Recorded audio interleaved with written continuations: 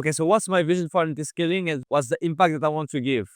So I think that the e-com industry is crazy big, crazy booming. We're seeing always new big companies coming in the market and doing crazy things such as Temu, Shein, always new like advertising platform coming in. So I think the next years for e-com are going to be like amazing, and there will be a lot of opportunities for people to actually become a millionaire, multi-millionaire on the e-commerce industry. So, bro, there is like crazy things to do for sure. So my vision is like right now, I know like we're developing services, we're impacting e-commerce clients to scale at a higher level. We're providing those solutions to overcome those blocks, those insiders, those partners, those tricks, those magic things that help them scale. For me, it's like it's a step. And the scaling is just going to be only that. I think scaling can be like a SaaS, can be like developing a SaaS, developing a software that help e-commerce scale on a more predictable basis. I think it can be like also like a mastermind. Like we create and organize events every month, and I have the vision to create like a mastermind with like-minded people, with a good community of people that grow together with this unlimited scaling mindset. So mastermind, startup, and also like listening to what's happening in the market and evolving with the market. What's good with unlimited scaling is we started with feedback score. Now we end up doing like more than 10 solutions. We have a lot of offers. People ask us like some very specific needs, and we develop the solutions for that. I'm very proud of this, but at the end is also serving the e-commerce people and helping them achieve the results that they want and co-create. We have like some solutions. We have only like one client, but one big client for that solution. And that's what we love, making sure that using the resources to create something unique, different, and then eventually see how we can scale it either with other like mastermind members or either with other clients. So that's the idea. And I believe that on the e-commerce space, it's really about understanding very well a specific problem. And there's lots like if you want to partner with me and like create solutions of the e-commerce space, I believe that there is dozens and dozens of solutions that need to be created, but that requires like team energy and to build up the solution. Because like we can talk about processing, we can talk about like banking, we can talk about meta things. Like there's plenty of challenges because there's also a lot of platforms. Each platforms can come with issues. Like it's really like a massive opportunities available on the e-commerce space.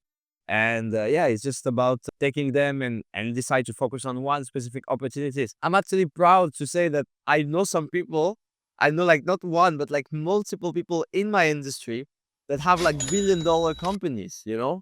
So like there is so much to be done. And I envision like scaling the agency unlimited. So let's see what's gonna happen. If I would start again, what would I do differently? That's a very hard question. The first one is like exploring, and once you explore, you need to know like okay, something that you like. You need to understand like is the thing like making money? Is the thing that you like? Is the thing that you appreciate doing the process? I know some businesses that are making that I could make more money than what I do right now, but I don't feel comfortable doing them, or I don't feel like I'm enjoying the process doing them.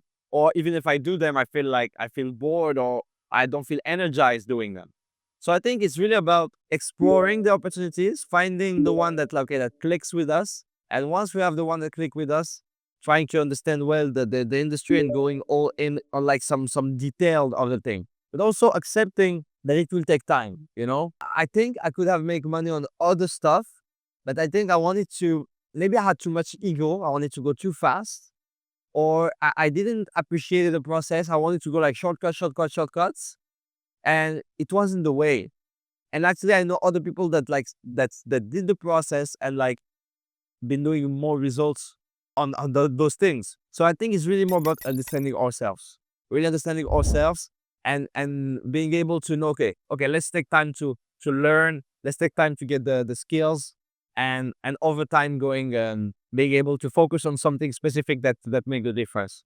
So I would say is that like I didn't understand the concept of like having a niche and like solving a specific problem. It took me like probably just 4 or 5 years just to understand that. But like if you go niche on something, It's actually where you can get like people that recommends you. You can command higher prices. You can have like better clients. You can be unique on your marketplace because you're helping solving problems that other people cannot solve, etc., etc.